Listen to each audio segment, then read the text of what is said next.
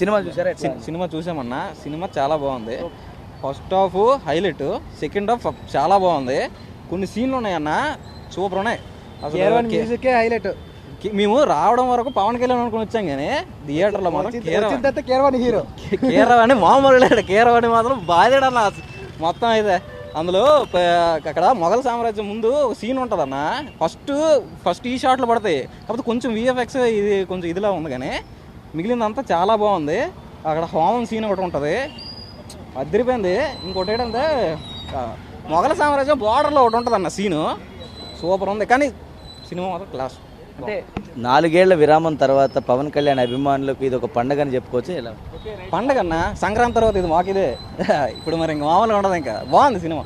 వచ్చేటంత వరకు పవన్ కళ్యాణ్ హీరో, వచ్చిన తర్వాత మాత్రం కీరవాణి హీరో. బ్యాక్గ్రౌండ్ మ్యూజిక్ మాత్రం చింపేశారు.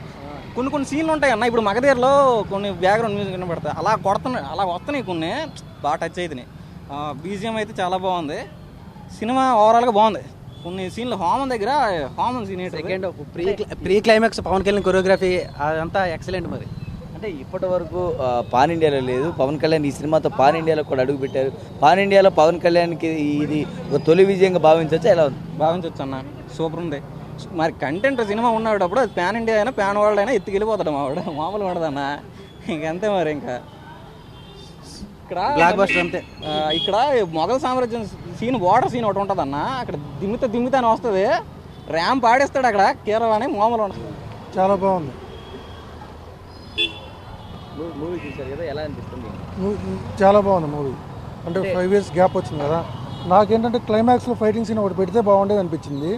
బీజిఎం పెట్టి వదిలేశారు కదా. ముఖ్యంగా దాదాపుగా రాజకీయాల్లో 100% స్ట్రైక్ రేట్ ఉండి పవన్ కళ్యాణ్ బిజీగా ఉన్నటువంటి నేపథ్యంలో కూడా అభిమానుల కోసం ఈ రకమైనటువంటి సినిమాను తీసుకొచ్చారు. 4 ఏళ్ళ విరామం తర్వాత ఎట్లా అనిపిస్తుంది అభిమానులకి? చాలా బాగుంది. ఎక్స్పెక్టేషన్స్ తగ్గట్టు అయితే ఉంది. క్లైమాక్స్లో ఒక ఫైట్ యాడ్ చేస్తుంటే బాగుండేది అంతే, వేరేదంతా ఓకే సినిమా.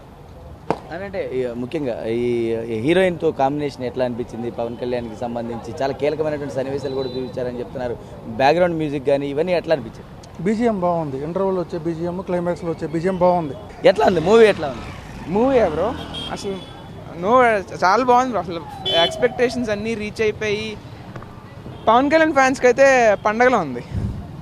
ఒక్కొక్కరికి పండగ ఈరోజు.